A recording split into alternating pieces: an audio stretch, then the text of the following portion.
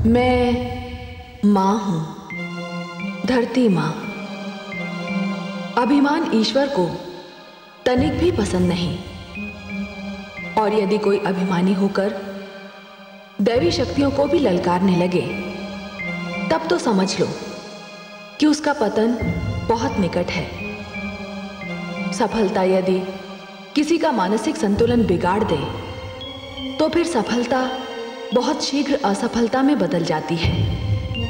यही प्रकृति का नियम है। देवर्षि नारद सफलता पाते ही ये भूल गए कि उन्हें काम पर विजय दिलाने में श्री विष्णु भगवान का सबसे बड़ा हाथ था। यदि वे समय पर देवर्षि को कामदेव के लक्ष्य से सचेत ना करते, तो वे कभी कामदेव को रोक ना पाते।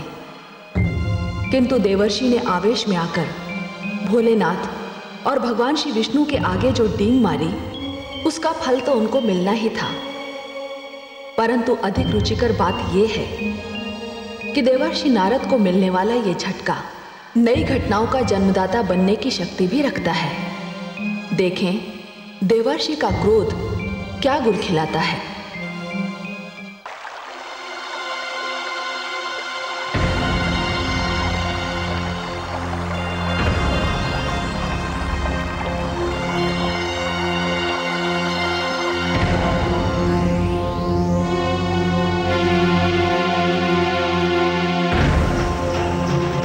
हे नारायण,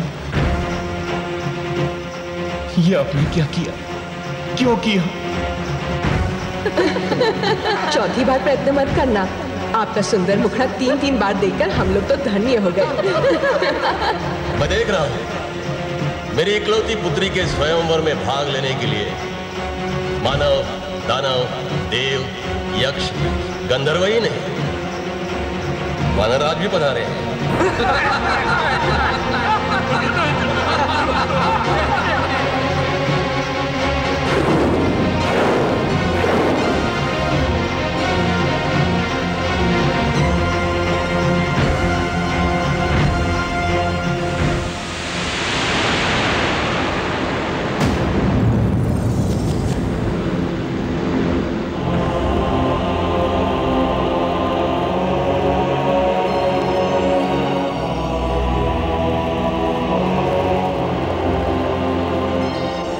कमल नयन देवर्षि आ रहे हैं।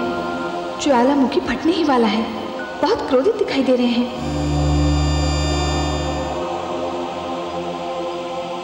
ये आपने अच्छा नहीं किया लक्ष्मी नारायण। मेरी जग हसाई करवाकर आपने अच्छा नहीं किया। मैं आपको श्राप दे रहा हूं कि आप मानव योनि में जन्म लेंगे, अपनी प्रियतमा जीवन संगिनी के वियोग को झेलेंगे, और मुझे जो रूप देकर आपने मेरी जग हसाई करवाई है, उसी रूप को रखने वाले लोगों से आपको सहयोग और सहायता की भीख मांगनी होगी।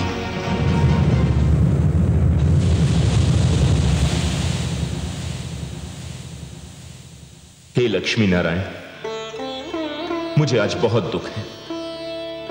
मेरे मन में अत्यंत पीड़ा है। यदि आपको स्वयं विश्वमोहिनी से विवाह करना था, तो आपने मुझे प्रोत्साहित ही क्यों किया? मुझे स्वयंवर में भाग लेने के लिए उकसाया ही क्यों? मैंने तो आपसे अपना कल्याण करने की विनती की थी। आपने मुझे उपहास का पात्र बना दिया।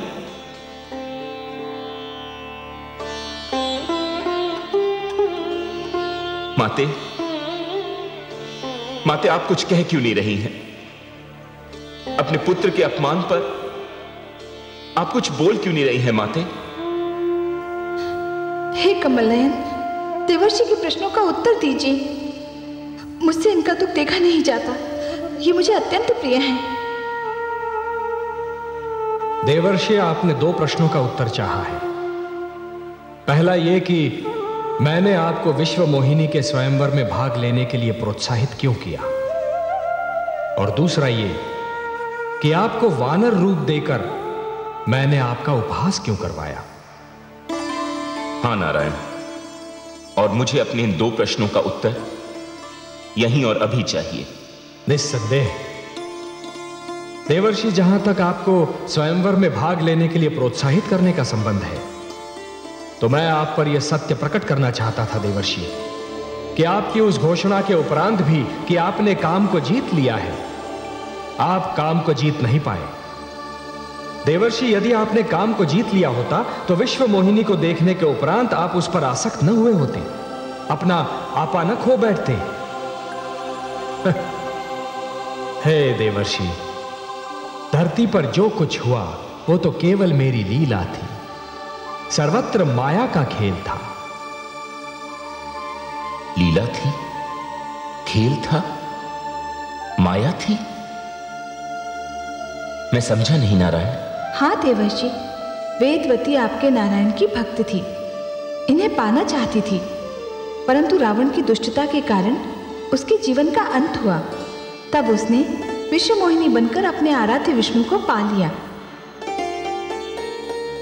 हाँ देवर्षि, देवर्षि नीचे देखिए, जहां आपको शील नगरी दिखाई दी थी, राजा शील का भवन दिखाई दिया था, विश्व मोहिनी का स्वयंवर मंडप दिखाई दे रहा था, अब वहां क्या है?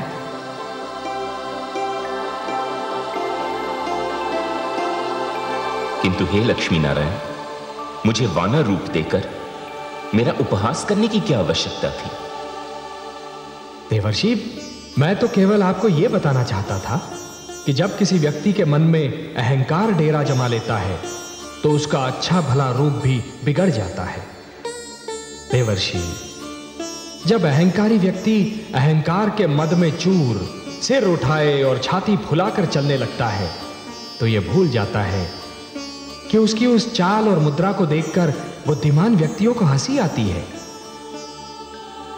देवर्षि, जिस प्रकार दिए की लौ अपनी ही बाती को धीरे धीरे जलाकर राख करती है, उसी प्रकार ऋषि का अहंकार उसके तेज और तप का नाश करता है।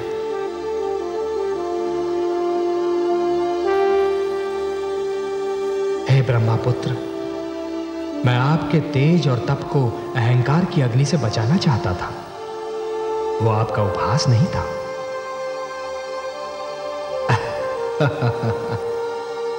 देवर्षि, मैं जानता हूं कि आपके मन से अब अहंकार निकल चुका है।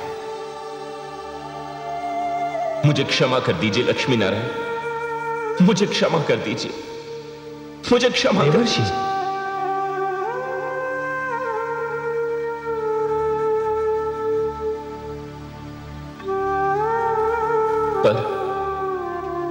पर यह तो बहुत बुरा हुआ। देवर्षि, क्या बुरा हुआ? माते, मैंने अपने उपहास के आवेश में आकर नारायण को मानव योनि में जन्म लेने, पत्नी के वियोग को झेलने और वानरों से सहायता लेने का श्राप दे दिया। अब मैं क्या करूं? अब मैं क्या करूं नारायण? देवर्षि, आपका यह शाप सिर आंखों पर, और आपके इस शाप का एक अंश तो अतिशीघ्र रंग लाएगा। रावण के अत्याचार बढ़ते जा रहे हैं, मानवता कराह रही है देवर्षि, और मानवता की कराह को मैं अनसुना नहीं कर सकता। और देवर्षि, यह भी तो संभव है कि आपके इस शाप में भी मानव कल्याण का महान उद्देश्य निहित हो। देवर्षि के शाप से मैं भी तो मुक्त नहीं हूं कमल नयन। महादेवी, हम दोनों को धरती पर जाना होगा। देवर्षि के शाप के कारण मुझे रघुकुल जाना होगा, और आपका भी मिथिला नगरी में जाना निश्चित है महादेवी। आप महाराज शीरध्वज के घर जन्म लेंगी। महाराज शीरध्वज के घर? कौन महाराज शीरध्वज कमल नयन?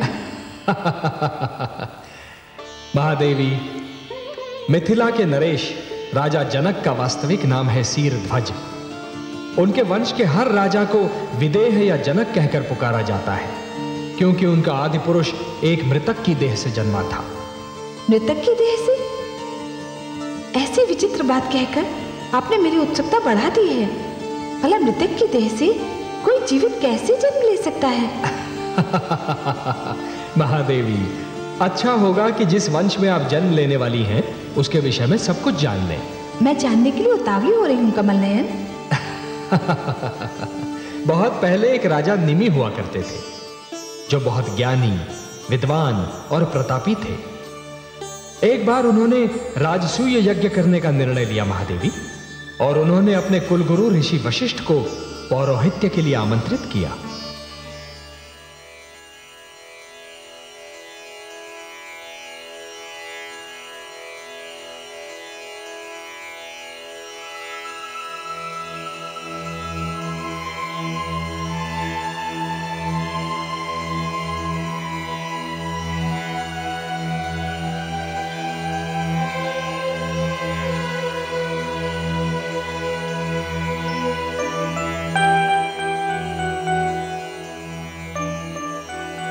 प्रणाम ऋषिवर। महाराज निमि पधारे हैं, मैं उन्हें भीतर ले आऊं? नहीं, मैं स्वयं उनका स्वागत करूंगा।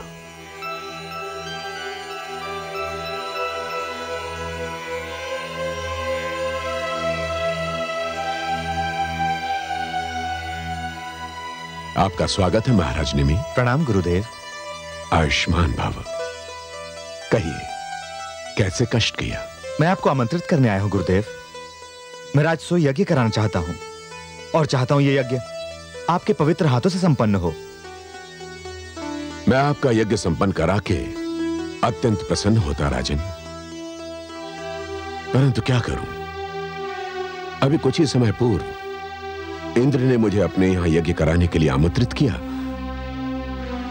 और मैंने उनका निमंत्रण स्वीकार भी कर लिया। अब तो इंद्र का यज्ञ संपन्न कराने के पश्चात ही मैं आपका यज्ञ करा सकता हूं। मैं बड़ी आशा लेकर आपके पास आया था। आपको निराश करते हुए मुझे बड़ा दुख हो रहा है राजन, परंतु क्या करूं, विवशता है। हां, इंद्र का यज्ञ संपन्न कराने के पश्चात मैं आपका यज्ञ अवश्य करूंगा। आयुष्मान भव।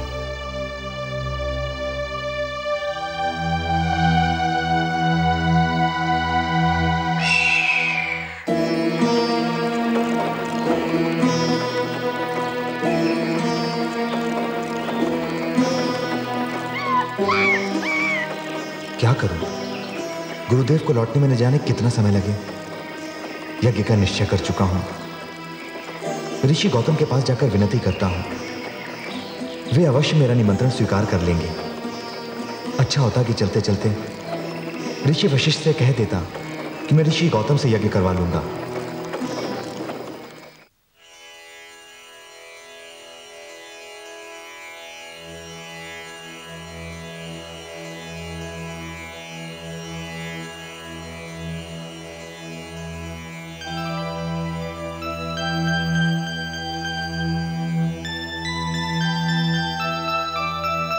प्रणाम ऋषिदेव।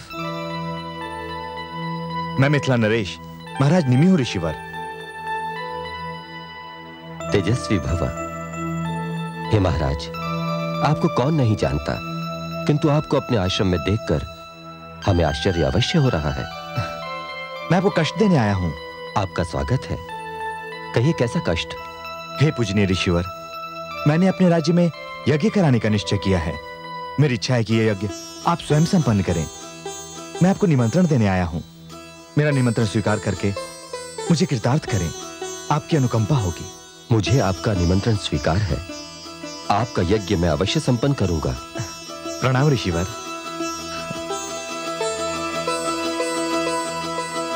ओम भूर्भुवः स्वः तत्सवितुर्वरेण्यं भर्गो देवस्य धीमहि धियो यो न प्रचोदयात्। स्वाहा।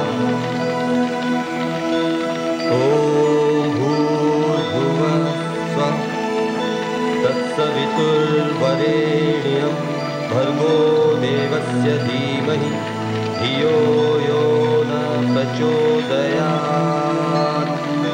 स्वाहा। ओम भूर्भुवः स्वः तत्सवितुर्वरेण्यं वरेण्यं भर्गो देवस्य धीमहि धियो यो न प्रचोदयात्। स्वाहा स्वाहा। ॐ भूर्भुवः स्वः तत्सवितुर्वरेण्यं भर्गो देवस्य धीमहि धियो यो न प्रचोदयात्। स्वाहा स्वाहा। ॐ भूर्भुवः स्वः तत्सवितुर्वरेण्यं भर्गो देवस्य धीमहि धियो यो न प्रचोदयात्। स्वाहा स्वाहा।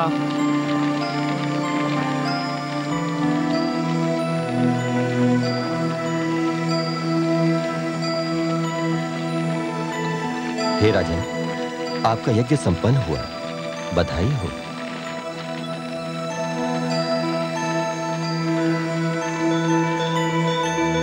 आइए ऋषिवर, आइए।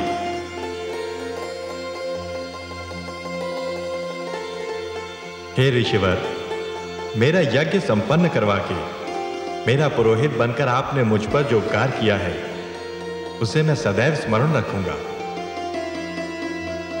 इसमें उपकार कैसा देवराज? यज्ञ करना और करवाना तो हमारा धर्म है, कर्तव्य है। आपके निमंत्रण पर यज्ञ करवाकर और उसे संपन्न करवाकर मुझे अत्यंत प्रसन्नता हुई। परंतु पृथ्वी पर महाराज निमि मेरी प्रतीक्षा कर रहे होंगे। उन्होंने भी मुझे यज्ञ के लिए आमंत्रित किया है। वहां पर भी मुझे यज्ञ संपन्न कराना है। मुझे विदा दें। एक बार पुनः आपका कोटि कोटि धन्यवाद ऋषिवर। यशस्वी भव। कल्याणमस्तु।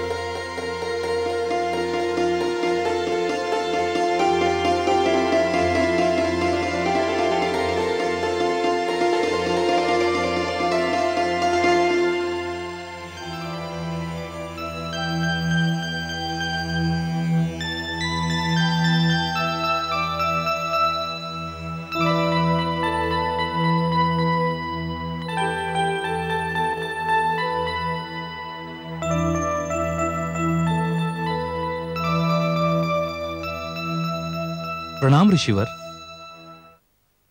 महाराज को हमारे आने की सूचना दें। ऋषिवर की जय हो। महाराज निमि अभी थक कर विश्राम कर रहे हैं। महाराज से कहो कि यज्ञ का मुहूर्त संध्या से पूर्व का है। यदि विलंब किया तो मुहूर्त निकल जाएगा। यज्ञ? पर ऋषिवर, महाराज तो अभी अभी यज्ञ से ही लौटे हैं। कैसा यज्ञ? यज्ञ तो मैं करवाने वाला था। मैं उनसे कहकर गया था कि यज्ञ मैं करवाऊंगा। ऋषिवर, आप आ नहीं सके, इसलिए ऋषिवर गौतम ने ही यज्ञ संपन्न किया। क्या?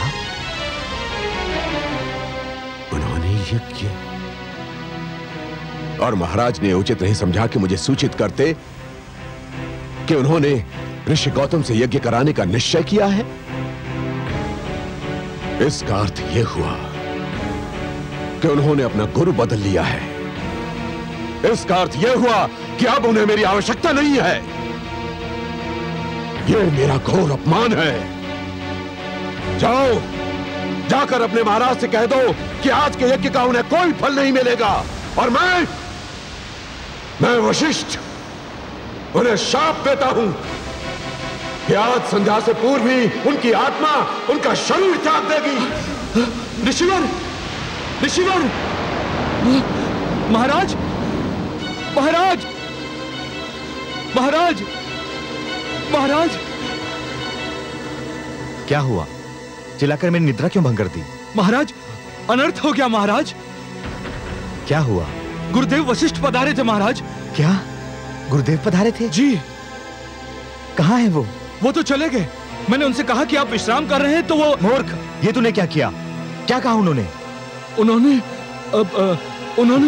मूर्ख, क्या कहा उन्होंने? उन्होंने आपको शाप दे दिया महाराज। शाप दे दिया? क्या शाप दे दिया? उन्होंने कहा कि आज संध्या ढलने से पूर्व आपकी आत्मा आपका शरीर त्याग देगी महाराज। गुरुदेव, गुरुदेव, द्वारपाल, राजवैद्य को बुलाओ। महाराज, महाराज, महाराज, महाराज, महाराज, देखिए ना महाराज को क्या हो गया।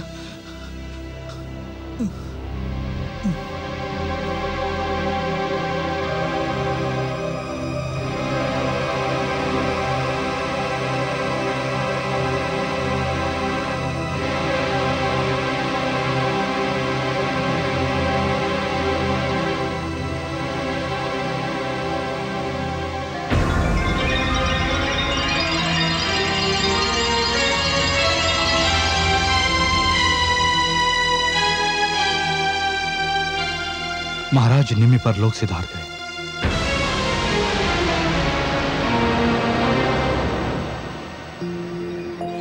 और इस प्रकार ऋषि वशिष्ठ के क्रोध और शाप के कारण राजा निमि का देहांत हो गया। दुख तो यह था महादेवी कि राजा निमि बिना संतान के थे। उनके उपरांत उनके कुल का अंत निश्चित था। उत्तराधिकारी के बिना उनका विशाल राज्य सूना रह गया।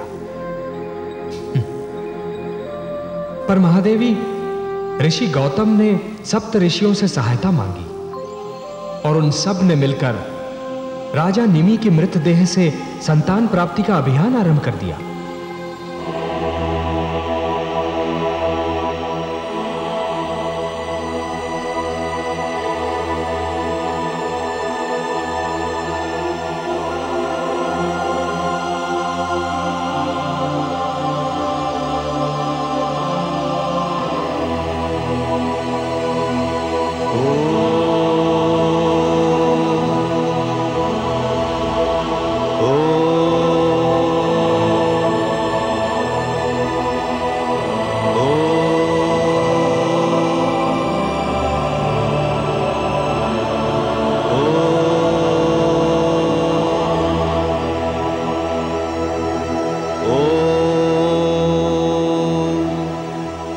प्रस्तुत किया जाए।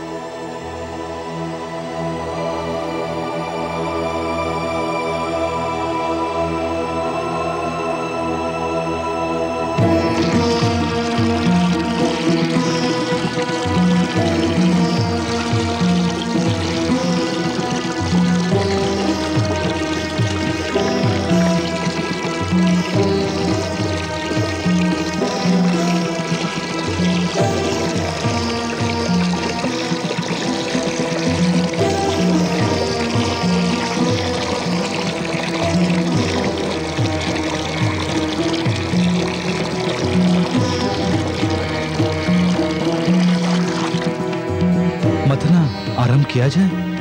अवश्य ऋषिवर, मथानी लाई जाए।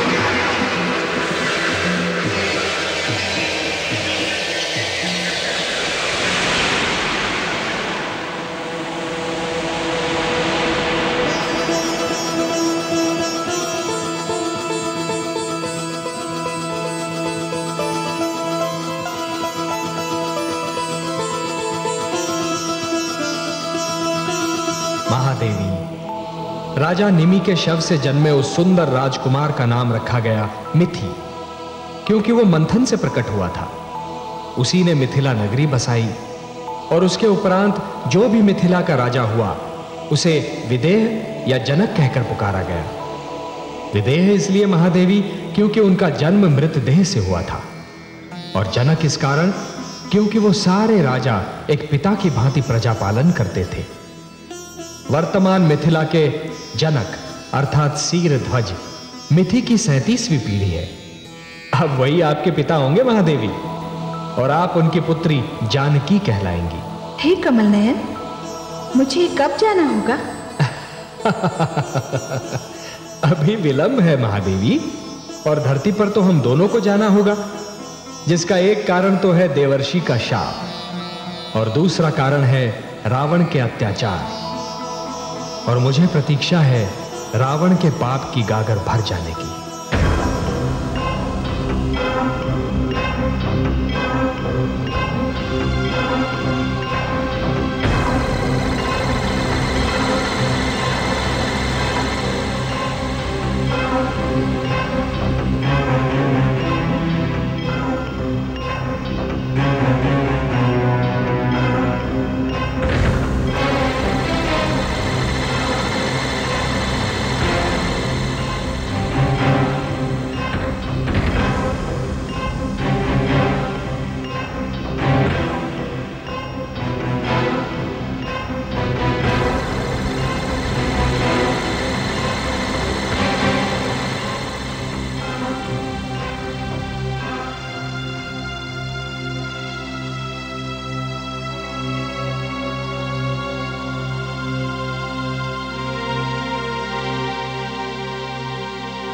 लंकेश की जय हो। आपकी इच्छा अनुसार सेवक उपस्थित है। आइए आइए महामंत्री जी आइए, मुझे आप ही की प्रतीक्षा थी। मैं ये जानना चाहता हूं कि क्या यह समाचार सत्य है कि सारे ऋषिगण लंका छोड़कर जा चुके हैं और अब हमारी राज्य सीमाओं में एक भी ऋषि नहीं बचा। क्या ये सत्य है? समाचार सर्वथा सत्य है महाराज।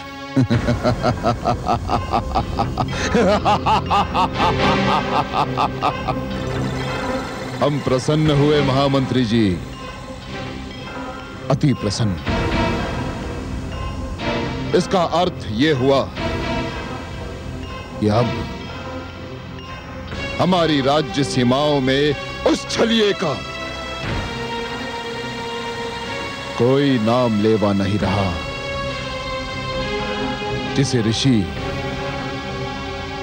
पालनहार, नारायण और न जाने क्या क्या कहकर पुकारते हैं।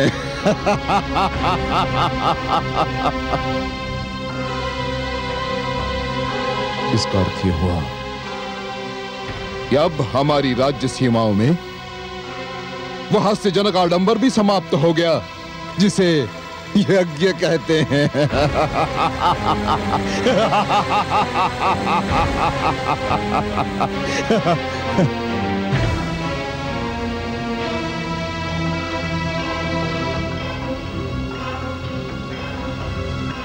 आप चुप क्यों हैं महामंत्री जी?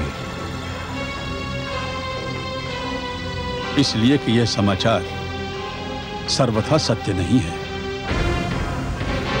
इसमें संशय नहीं है महाराज कि ऋषिगण लंकेश की राज सीमाओं से दूर चले गए हैं, किंतु यज्ञ चलित अवस्था में है, इस समय भी हो रहा है।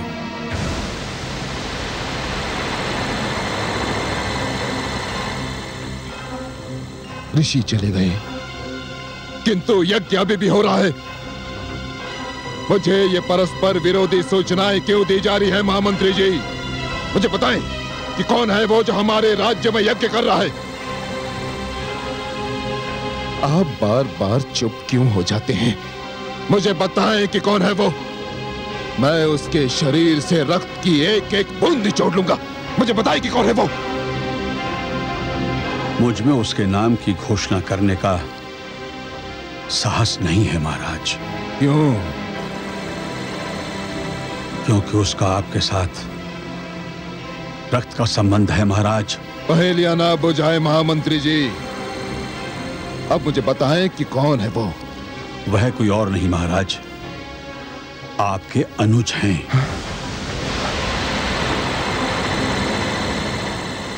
क्या कहा आपने?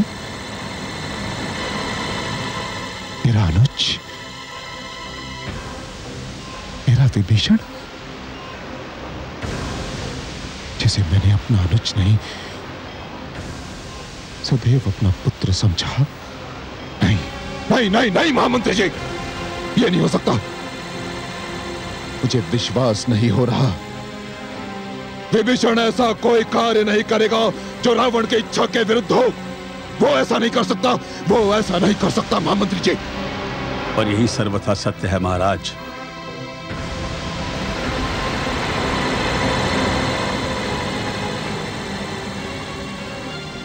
कहाँ है वो? अपनी यज्ञशाला में।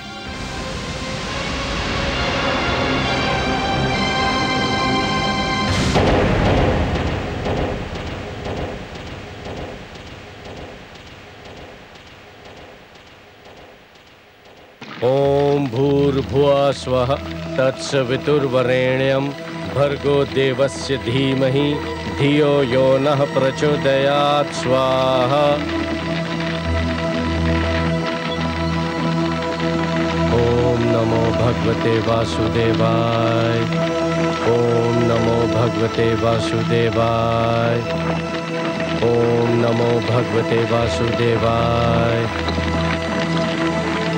ओम नमो भगवते वासुदेवाय। ओम नमो भगवते वासुदेवाय। ओम नमो भगवते वासुदेवाय। ओम नमो भगवते वासुदेवाय। ओम नमो भगवते वासुदेवाय। ओम नमो भगवते वासुदेवाय। ओम नमो भगवते वासुदेवाय। ओम नमो भगवते वासुदेवाय। ओम नमो भगवते वासुदेवाय। ओम नमो भगवते वासुदेवाय। ओम नमो भगवते वासुदेवाय। ओम नमो भगवते वासुदेवाय। ओम नमो भगवते वासुदेवाय। ओम नमो भगवते वासुदेवाय। ओम नमो भगवते वासुदेवाय। ओम भूर्भुवः स्वः तत्सवितुर्वरेण्यं भर्गो देवस्य धीमहि धियो यो नः प्रचोदयात् स्वाहा। अनुज,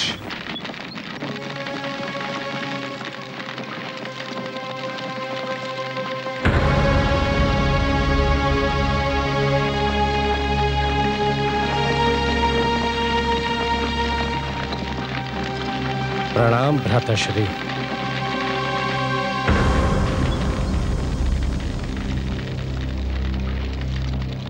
मैंने आज वो देखा जो कभी सोचा भी नहीं था कि मेरा अनुज, मेरा विभीषण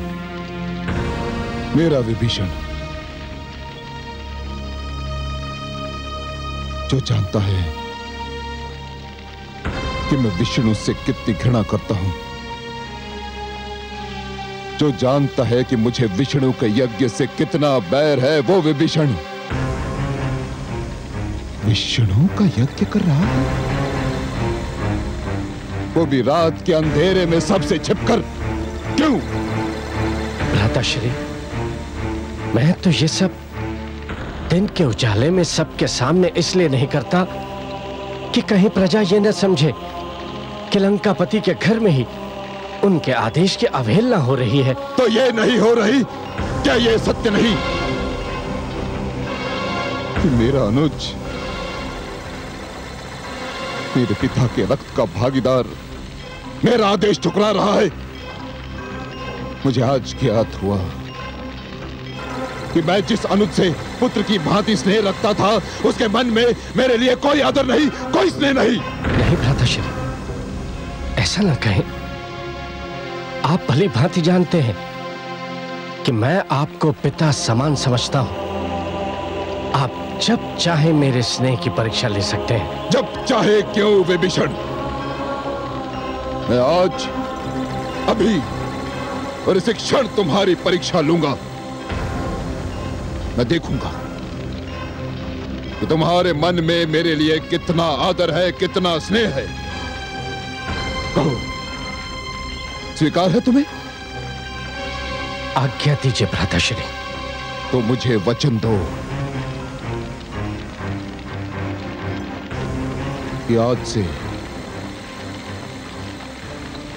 इस क्षण से तुम यज्ञ करना छोड़ दोगे। मैं वचन देता हूं भ्राताश्री, किंतु आज्ञा हो तो एक बात पूछूं? पूछो, अवश्य पूछो। भ्राताश्री, जब हम दोनों छोटे छोटे बालक थे तो पिताश्री आपसे यज्ञ में जाने के लिए कहते थे और माताश्री आपको जाने से रोक देती थी। तो आप स्वयं मुझसे कहते थे कि आपके स्थान पर मैं जाऊं, यज्ञ में भाग लूं, और आज आप। उस समय की बात कुछ और थी विभीषण, क्योंकि उस समय मुझे ज्ञात नहीं था कि विष्णु में कितने दोष हैं, विष्णु यज्ञ में कितने दोष हैं, क्योंकि उस समय मैं बालक था, छोटा था।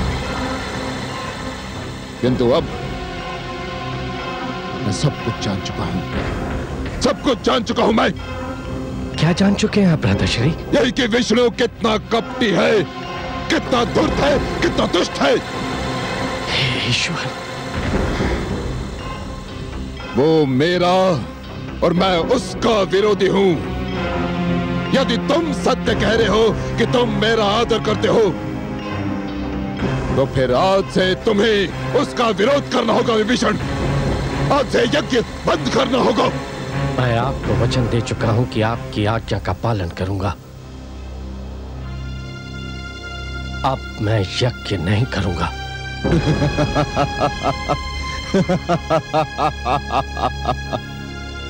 विभीषण, मेरे अनुज, मैं प्रसन्न हूं, अति प्रसन्न। तुम वास्तव में मुझसे स्नेह करते हो।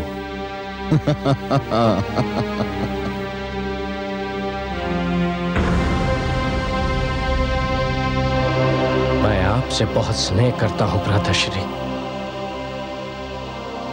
मेरे शरीर पर तो आप अंकुश लगा सकते हैं, किंतु मैं अपनी आत्मा का क्या करूं? वो तो विष्णु के रंग में रंग चुकी है।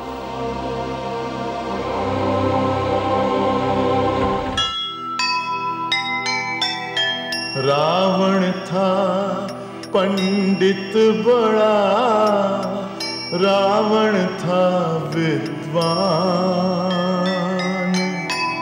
महिमा से वह यज्ञ की फिर भी था अनजान। विनय विभीषण में भरा, रावण में अभिमान। भक्त विभीषण के हृदय बसे रहे भगवान, बसे रहे